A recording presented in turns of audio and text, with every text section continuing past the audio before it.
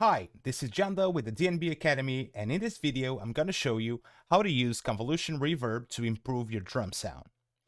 Alright, so to kick things off, I built a really simple loop that consists of drum sounds, individual drum sounds, all together in a drum bus. Then we got a bass bus with a re-space. So let's hear it first before moving on.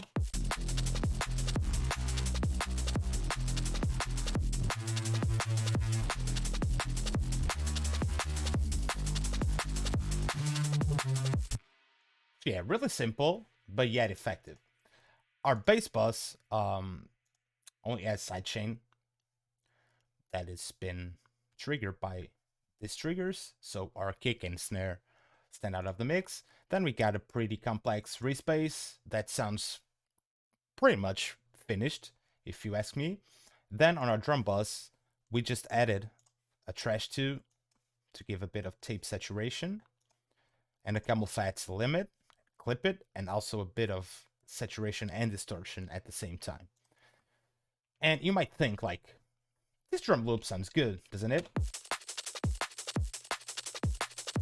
I think it does, but even though every single element has been crafted from scratch and it's already polished to a point that it sounds good, there's something missing. And most producers end up getting to this point where they think they've done everything right, and there's always something missing on your drums. And that's because we humans and and music lovers are used to listen to drums into a context, and usually drums are recorded in rooms.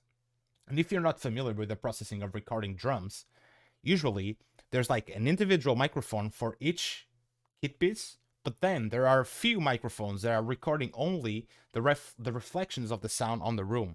Those are called sometimes overheads because they are over the top on your drum kit.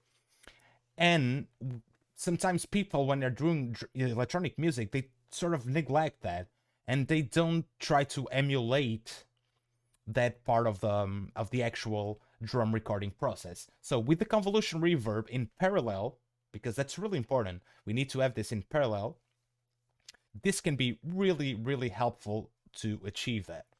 So to start, we need to create a return track. So we click here on a return and we press Control Alt T and we will insert a new return track. And we have it here. It's E. And for those who are not familiar with the process of assigning these to the actual channels on your sequencer, since this one is E, we see it's 1, 2, 3, 4, 5. It's the fifth one.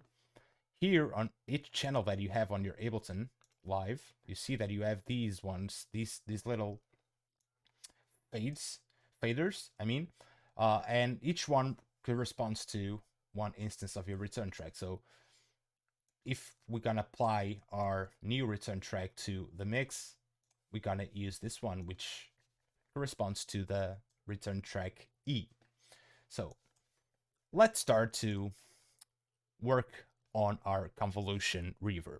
For that occasion, I'm gonna use, in my opinion, the best one and one of the best bundles in the market, which is this one from Melda Production Bundle. And here you got this amazing plugin that is called M Convolution Multiband. This is the first look at it. This is the really default part where they give you some. I'm gonna just solo our return track. We're gonna apply almost 100% of our return track to our drum bus because that's what we want. And this is what we get. As you can hear, this is like a Phil Collins preset. Then we got, these are all like different rooms.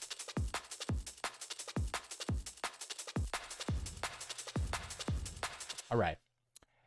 But as you can see, these are not made for our purpose of this video, actually. Because one of the main rules when you're doing parallel processing, as most of you know or should know, all the effects that you're going to apply on your return tracks should be 100% wet every time. Otherwise, you're going to have phasing issues. You're going to have the same sound playing on top of each other twice or thrice, you know. Doesn't matter, it depends on the plugins you're using. But that will lead to a lot of phasing issues, and we want to be far from that. So make sure you have this in mind.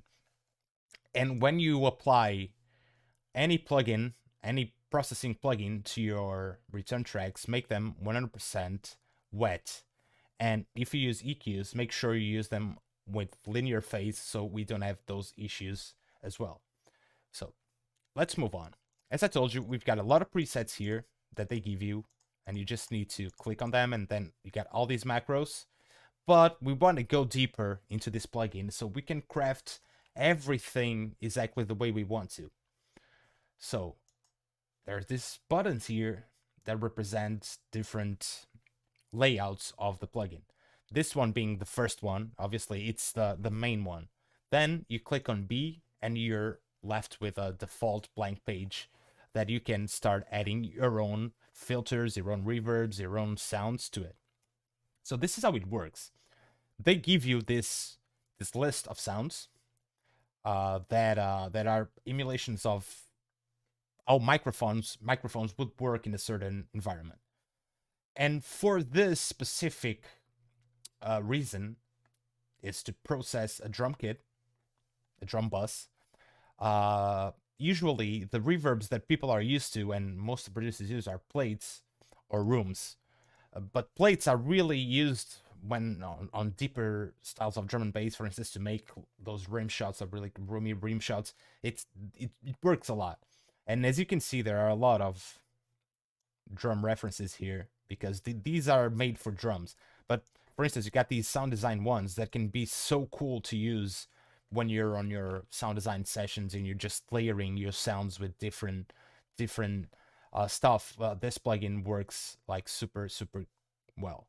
So let's go with the plates and start browsing. And as you can see here, you got three types of processings that you can do with this plugin. You got your file, you got your reverb, and you got your filter. But for this, we want to use the file section of it because it has a lot more options than this one. As you can see, you got reverb, then you just have like sort of these ones to play around here. And we don't really want reverb only. We want like a room emulation. So let's go with the plates. And now let's start to work with the volume envelope here. Obviously, we don't want this to be like overwhelmingly loud, but never forget, dry and wet. Make sure it's 100% wet. Now, this is what we're left with. And as you can hear, it's just like too over the top. Imagine it just like, it's a mess. Putting it simple. So what we need to do is remove some of the length of how this plugin affects our drum bus. So let's put this bar here and let's create a new dot.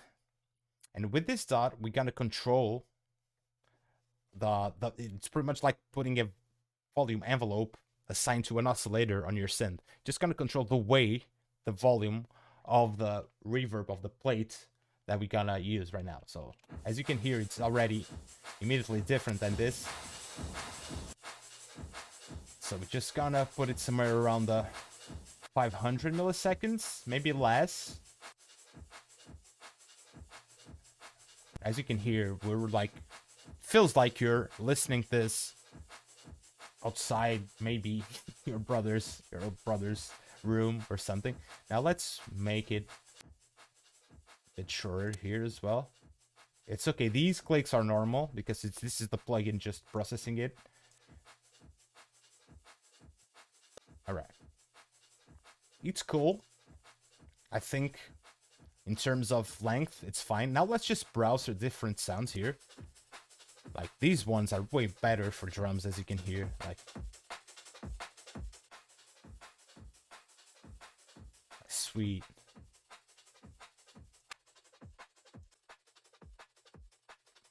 Pay attention to your stereo here.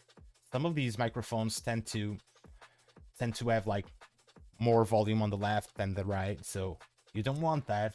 You want something a bit more balanced. Let's go with these larger ones, as you can see and hear. It's just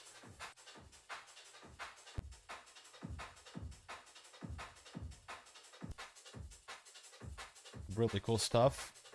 these live ones are also really good because they do what they say here. They really make you feel like this one, which is actually one of my favorites.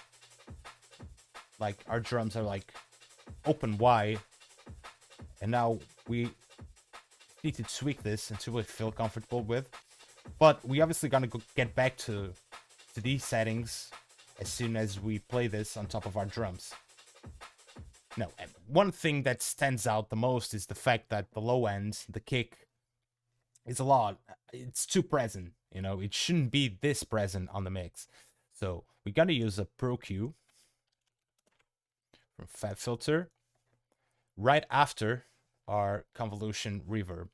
This way we can control a bit of those harsher frequencies and those unwanted frequencies, and we can somehow remove them out of our return track. You see, we've got our kick. It's too present. Never forget to go here.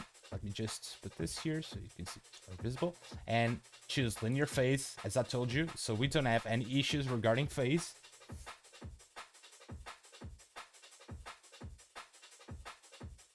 Right, you see we've got a lot of information around 75 hertz, which is our kick. So these lower frequencies will be played twice on top of each other, and that will create muddiness and that will create boominess to our track, and we won't want that. So let's just add a point on our EQ, and now let's obviously increase a bit of the slope and then cut all those frequencies out somewhere around like the 100 hertz area. You see, the boominess and the kick is way less harsh on our mix. Now let's do our first test before moving on to a bit of the processing that we need to do after this, or we can do after this. It's not mandatory. So let's listen to our drum bus. Let's fool around with the amount here. Now I'm just gonna play it without it. You see, drums are way too dry. Look at it, like immediately. If you have the trained ears, as I assume most of you have, because you listen to a lot of music and you're used to listen to annoying sounds 24/7 in loops, you know. So I know you can totally see and hear, because if I show you the spectrum, you can also see that we gain room on our drums. Now let's listen with the bass without the convolution reverb.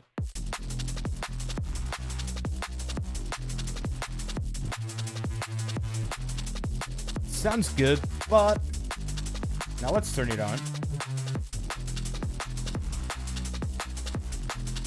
Now let's fool around with it just a little bit so you can see and hear. If you want to make it a bit bigger, like,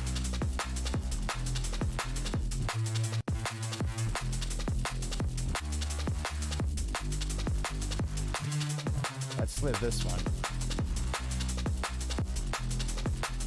And now if I turn it off, you're gonna be like, what? Like, trust me, listen.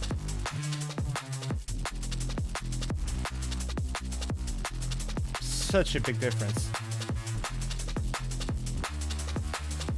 And even make this a bit shorter. There you go. This is sort of the magic of a properly done parallel convolution reverb applied to your drum bus. After this, you could obviously get a bit more creative and start to add some more texture to it, because you can process it like you were processing a sort of a drum bus. If you want to achieve some different characters out of the individual sounds, for instance, we could add an erosion plugin from Ableton.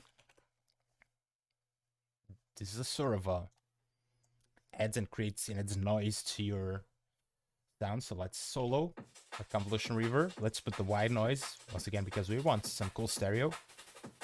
Let's increase the width. Now choose a point on our spectrum. that doesn't mess around with our... Let's put the amount all the way up. I mean the width.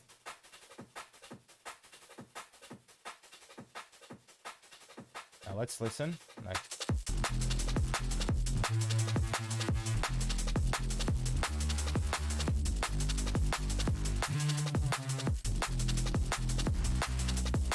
See, there's that little texture on top of it. That's actually really cool. But if you remove it, you're left with something a bit more natural. But then, with this, actually becomes brighter. Now we can obviously mix it here. And adjust this until you like it. I tend to leave it all the way up and then do all the math around here, you know, because you can obviously make things sound smoother with the volume envelope, if you know what I mean. And then obviously you can tweak the volume of the output of your return track. So it goes both ways, but I think at the end of the day, I prefer it this way and control it here and here. So I hope you enjoyed this video and you found these techniques useful, and I'll see you on the next one. Peace.